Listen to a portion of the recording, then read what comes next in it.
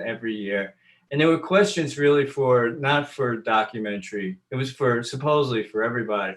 But they'd always ask me, do I bake in the look? And, if you're doing a feature film, a narrative film, you think about how it should look and how that works. But if you're doing a vérité film, you don't even know how the film's going to turn out. So you want to just make it look good. Skin tone's good. You don't want to bake in any look that isn't appropriate until you know what the finished film is. And so I think I just got off, but what I'm saying is that you don't know. So it's always an act of discovery. And at least that's the way I look at documentaries. And that's what makes them fun for me, is it's an act of discovery. So, and that's a journey you go on with the director. Now, just before we went live, you and I were chatting about teaching, and one of the scenes I show in my class is from Harlan County, USA, and it's the Union scene just before the gunshot goes off, the famous gunshot at night. And the reason I show that to the editors, not because of the gunshot afterwards, but because of the way the cinematographer was able to, in a union meeting, capture all these people, almost like they knew who each individual was and how they would play out in the edit. It felt almost like they were there. So how much research do you do beforehand so you know each of the people in a large situation like that, or in a general situation, and how much is it based on what's happening live? Usually I don't. I mean, hopefully the director has. I mean, that's the wonderful thing that a director can do for a cinematographer is start the act of building trust and getting to know who the characters are. Once again, you never know what character will emerge. You might assume that one person's good character, and then some other character emerges and dominates the film. And I mean, that's where a director has to really have discipline to say, okay, the film's going to be about this person. Even though I got great footage of these other people, this is who the film is about. But in the beginning, I usually come in and hopefully the director has done some of that work. And then I have to build my own trust with and my soundman. We all have to continue, because trust is really the glue that holds together those films. And it takes time. And as they get to know you and you get to know them through the filming. So usually the first few times you film, oftentimes is, awkward and not, not great. And then as time goes on, if you've done your job right and you've built trust, and they open up more and more, the characters, and you get to know them, and they get to know you. And oftentimes right at the end, the last filming you do, it's like peeling away an onion. And the last filming you say, oh, now I'm getting it, and this is the end of the film. And you think, oh, this is when it's all happy. You just get more and more. The film I was talking about that I did with Nathaniel called The Price of Everything. And one of the main characters was an artist named Larry Poons. And Larry, he was guarded at the beginning. And as he got to know us, and every time we went to see him, that we peeled away another. And what happens to me often is you get to that point, and then the film's over. And then you start another film, and you can't understand why you're not getting this great footage. And you forget the process of building the trust to get to that point where somebody opens up to you. But oftentimes, I mean, when I did the September issue, the director he knew, I forget, the Devil Wears Anna. Prada He knew inspiration. Anna. He knew Anna, but yeah. He didn't even know Grace. We didn't know Grace. And Grace, I don't know if you're familiar with the film. Oh, I loved it. But Grace, at the beginning, Grace becomes the star of the film. But at the beginning, Grace wanted nothing to do with the film. And the director, RJ, didn't know who she was, and we weren't, and she was sort of like, if Anna was the mother, Grace was the aunt of everybody up at Vogue, and people would be in her office and she would be mentoring them. And we never went in there.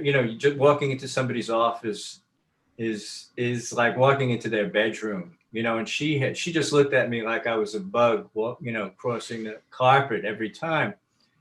And we filmed for months, and then the director is reading this book called Grace, this big photo book about Grace, and he says, "Oh, we got to film this woman, and you have to build a relationship with her." And well, finally, after months, we built, and then she becomes the star of the film, and that's where I really began to realize that, this idea of being a fly on the wall is kind of, when I first started work, I got my start with the Maysles brothers. Very lucky. I mean, they took me off the street. I didn't go to film school or anything. And, there's always this concept of being a fly, for documentary vérité filmmakers, being a fly on the wall, nobody notices you. It's kind of insane. You're this film crew, even if it's just the two people, a soundman, and it's like a giant fly then, big ugly fly. So I think what happens is if you develop enough trust, your characters become almost collaborators. And that's not to say they influence how the film, the nature of the film, but they do. You're telling their story, and at some point they realize actually they're telling their story, and they're using you as a vehicle to tell. Everybody wants to tell their story, I think. And then when they become, instead of being like an insect under a microscope, which is what they feel like in the beginning, if at some point they realize, no, I'm telling my story through you, that's when you get the great stuff. That's when they trust you and they're opening up and you're getting this wonderful stuff. And that's what happened with Grace on the highest level. She not only she used us to, to get what she, and then she put us in the film, and she put us in the magazine. She put the film crew in the magazine, and then I was in the film also, and she sort of turned the wheel on us and the table on us, and so. But that was an unusual situation. But it was what I think really happens in a vérité film. How do you like? Do you have tricks or techniques to build that trust with your subjects? I wouldn't call it tricks, because a trick, yeah. you don't build trust by tricks. What you do is build. I believe you should, and a lot of people might not agree with me. A lot of directors might not agree with me, but I like to treat the subjects with the camera as if I didn't have the camera.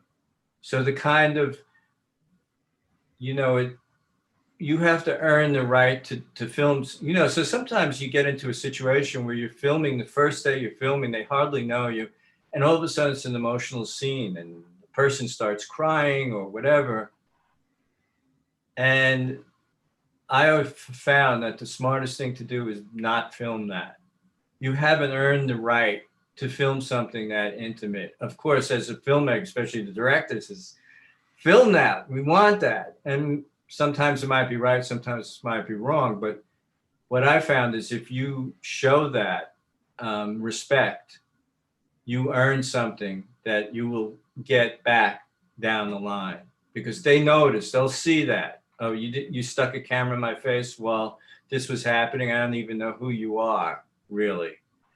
And if you put the camera down and they know that, then somehow that will buy you something down the line. But that takes a lot of courage and faith in that system. And but I believe in it. And it's hard to do. It's hard to not shoot something, but sometimes that's the right thing to do. Now we have a question from Bryant Fisher. He wants to know Hi, Bryant. He wants to know what you've been doing during the pandemic. You see it, Bryant. I've been sitting in my office doing, well, I was just telling that I'm organizing my old negatives and actually looking through footage of a film I've been shooting for the past 8 years. And biking, a lot of biking. I've been biking and working out, hoping for one day to be back with the camera on my shoulder. What did you learn, from, you've worked on all these amazing films with great directors. What have you learned from them that you were able to apply in your film? Good question. That's a difficult question for me to answer. I haven't thought about what, and I learn a lot from everybody I work with. But how I've incorporated it, I'm not quite sure. I'm not sure I can answer that question, really. I'd have to think about it, and maybe I can get back to you on that one. But not that I don't learn. It's a collaboration, so it happens. And each director, you get a vibe, or you talk about it, like some directors like wide angle shots and, but what kind of shots they like or what they think is interesting, and you try to incorporate that. But I tend to have, my way of where I'm sort of a one-trick pony in a way. I do one thing really, and I try to do it as well as I can, but I don't know. I don't have an answer to that. So one of the things that you mentioned earlier is the importance of your sound person on set. And, and I've talked to other DPs who work in documentaries, and they've said the same thing. So what is it about that relationship? Like, how do you, like, I almost feel, talking to a couple, that there's some kind of communication occurring that allows you guys to get the best. The sound man, you're almost like a duet, and you're working together. I don't know how these people, and I respect them who are one-man bands, because I so depend on a good sound man. And there's a saying about documentary cameraman. What makes a really good documentary cameraman is a cameraman who listens.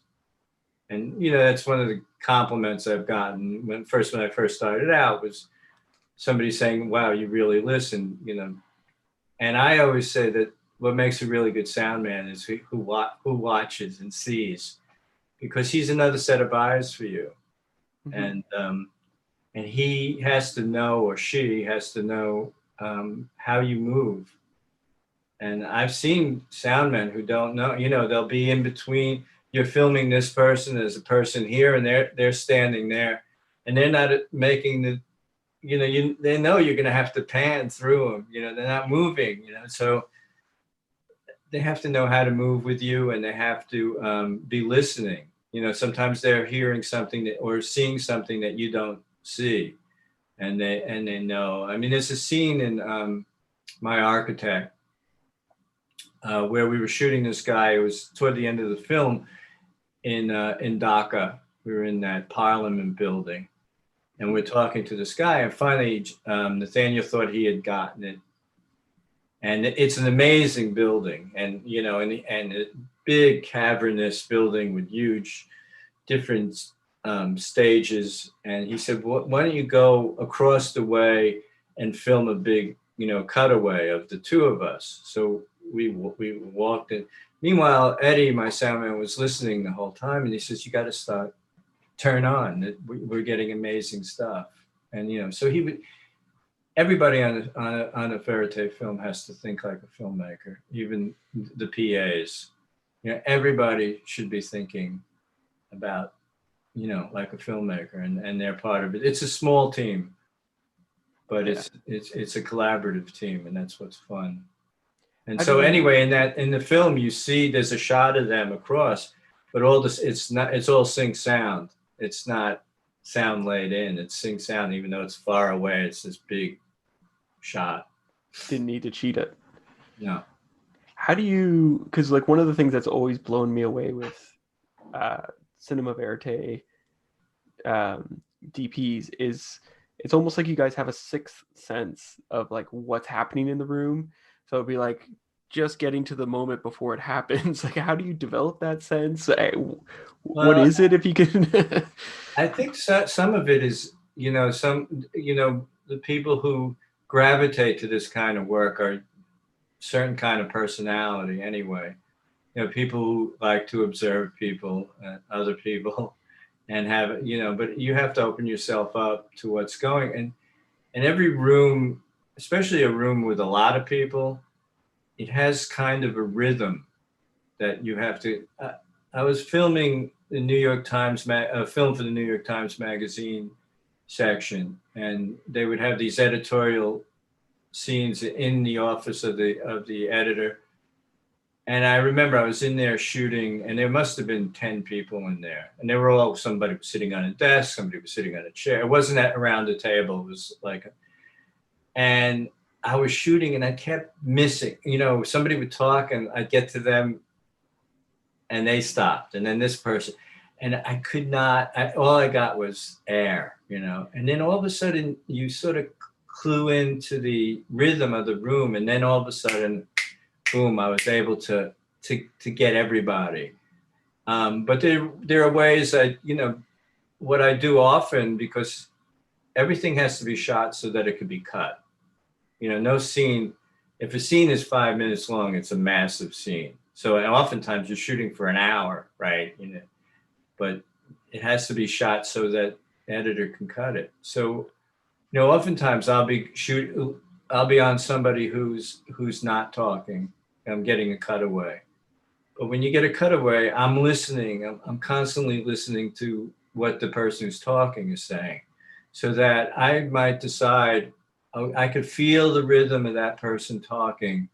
I might feel that they're coming close to an ending or saying something emotional, and then I'll move on to that person. I'll catch the end of their statement. Then the editor has the option of just using that as a cutaway of somebody listening, or they can use that whole movement, and it'll seem like, like I was, I had anticipated. The last time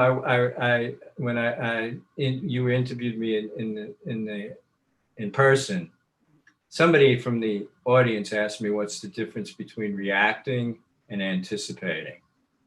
And I was very proud of myself, because I came up with nobody had ever asked me. I never thought about that. And nobody ever asked me that. And I came up with the answer. And to me, anticipation is a higher form of reaction.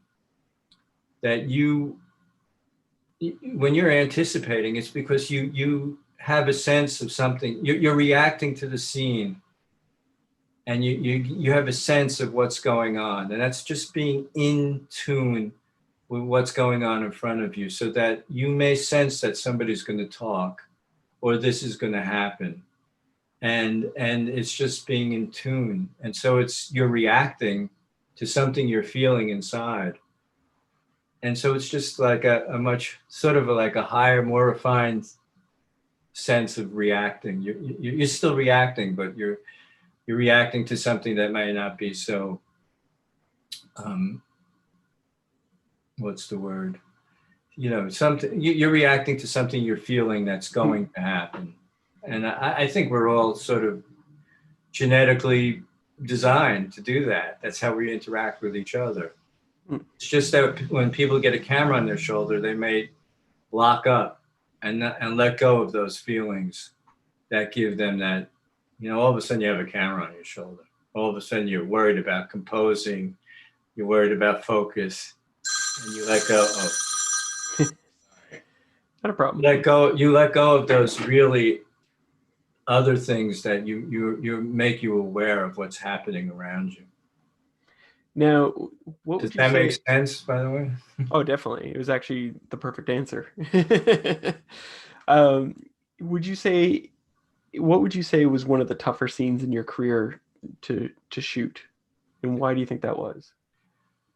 Well, there are many times. I always think that one of the toughest scenes to shoot is like a classroom, especially when you don't know and the teacher's up there, and there are 30 students, and you don't know who's going to talk, and after one word answers, and those are tough scenes. The other tough things I hate is when you're waiting for one thing to happen. Like you're somebody's going to show up, come out of a car, or, it's not like you're shooting a scene. You're waiting. For me, I hate that. It's like you're waiting for this one moment to happen, and you have to be ready for it. And it's too much anticipation for me. It's like, I'd rather be in the mode of shooting, and then something happens and I capture it. And then, the horrible things, like when you're in like when I was shooting Metallica and we were in a small club and it was super hot and the eyepiece just fogged up. You can't see anything and you're trying to wipe the eyepiece off and you're trying to shoot, or anytime when you think there's a mechanical problem with the camera and you're not sure and you have to shoot, something's happening that you sort of can't stop. And you don't know if there's something wrong with the camera.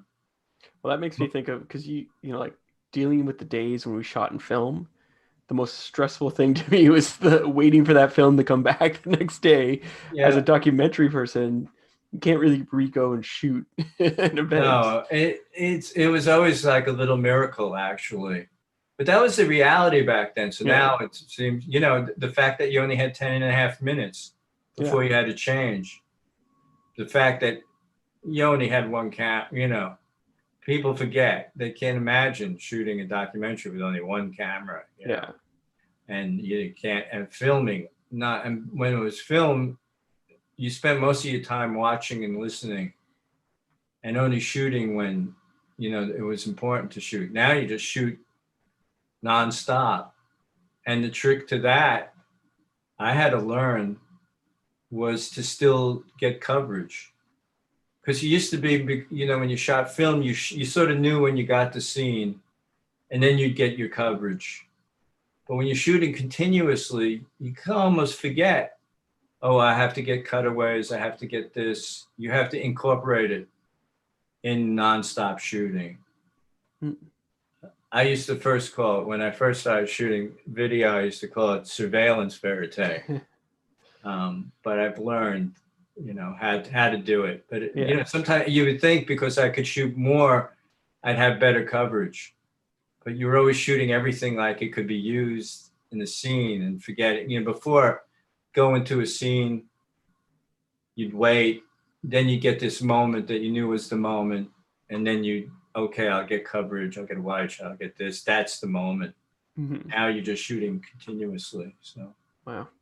Yeah, and I feel that a lot of the editors have found that frustrating because all of a sudden they're just down, they're working on thousands of hours of footage to. It's insane in some ways, but it's hard not to shoot, when I did my architect about Louis Kahn, he had a saying that every material knew what it wanted to be. Like if it was concrete, if it was brick, he said it wanted to be an arch. Steel was something else, whatever. And I kind of feel that film wants to be shot sparingly and digital wants to be shot continuously. And you sort of, even though I came out of that film world, you put a digital camera, I will shoot till I drop. And sometimes I have to drop. Is there a scene in your career that you're most proud of, or a moment that you're like, I got it there? That was something. I'm sure there is. I'm trying to think what that would be. I'm sure I'll think about it after this.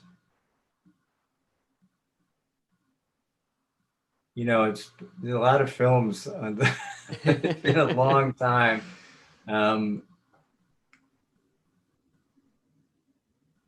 I don't know. I'll have to think about that. Well, I have one last question that I like to ask everyone I interview.